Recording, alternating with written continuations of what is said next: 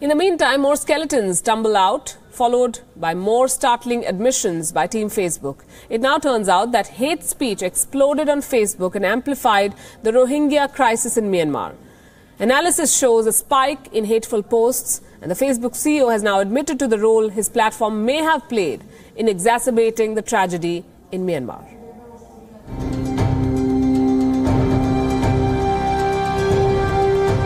Facebook's dominance is under threat. The social media giant is trapped in a web of controversy. Condemned by the world for its failures during the 2016 US elections and its ties with Cambridge Analytica, Facebook CEO Mark Zuckerberg finds himself in a situation that's best described with the status message, "It's complicated." A researcher has now accused Facebook of playing a role in spreading hate speech at the start of the Rohingya crisis in Myanmar. Raymond Serrato, the man who has carried out this research, claims that a Facebook group was instrumental in spreading hate. The group was run by supporters of hardline nationalist group Mabatha. Serrato claims there was a remarkable spike in the number of posts and engagement levels around the time the government forces launched their clearance operation. The violence forced more than 6 lakh Rohingyas to leave Rakhine, turning the situation into the world's biggest humanitarian crisis. Most of them are still trapped in relief shelters like these. Myanmar's leader, Aung San Suu Kyi, has faced the wrath of the world for her failures to contain the situation. She recently urged her citizens to stay united.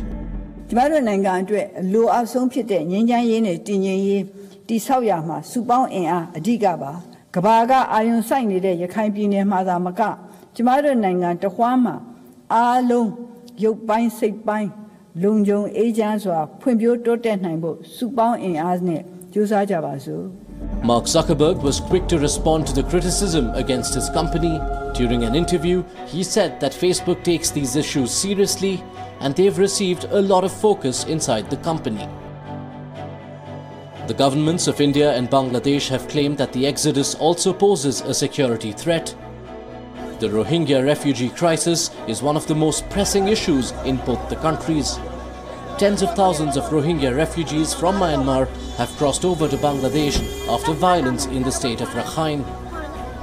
The mass exodus of Rohingyas has turned the coastal city of Cox's Bazar into a massive relief camp. The Indian government too had made it clear that it cannot accept Rohingya refugees. The Modi government's decision to deport such refugees has been challenged in court. As the crisis was unfolding in 2017, Arakan Rohingya Salvation Army, or ARSA, also stepped up its activities. They became a subject of global news coverage when they struck 30 police posts down in Rakhine last year. 12 people were killed in the attack. Top members of ARSA have been linked to Pakistan's intelligence agency, the ISI. Some reports even claim that the ISI is trying to hatch a conspiracy to foment unrest, using Rohingya terror groups like ARSA. As the crisis continues, there is a need to keep a watch on the activities of Myanmar's radical groups on social media. More than 14 million citizens of Myanmar use Facebook, and the number of users is steadily growing in the country. Some experts believe that many of them consider Facebook as their only entry point for information on the internet. Mark Zuckerberg now faces an even bigger challenge to tackle radical elements on the platform. Bureau Report, WION.